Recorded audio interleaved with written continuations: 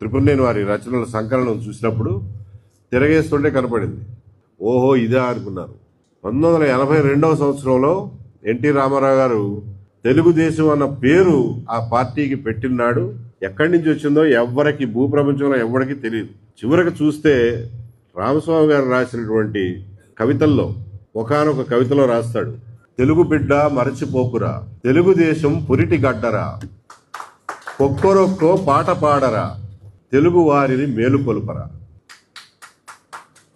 తెలుగు బిడ్డ మరచిపోకురా, తెలుగుదేశం పురిటి గడ్డరా, ఒక్కొరొక్కో పాట పాడరా, తెలుగు వారిని మేలుకొలుపరా అని రాస్తాడు. ఏది తెలుగు జోధులు అంటే యోధులు, తెలుగు యోధులు అన్నటువంటి ఒక లాంగ్ పద్యంలో ఇది రిపీటెడ్గా వచ్చేటటువంటి పల్లవి. ఇక్కడి నుంచి తెలుగుదేశం పేరే కాదు, తెలుగువారిని మేలు కొలిపి తెలుగువారి ఆత్మగౌరవాన్ని ఎత్తి చూపించినటువంటి ఎన్టీ రామారావు గారి ఆలోచనలు త్రిపురనేని రామస్వామి గారి దగ్గర నుంచి కాక ఇంకెక్కడి నుంచి వచ్చినాయి అని చెప్పి ఎవరూ సమాధానం చెప్పలేరు.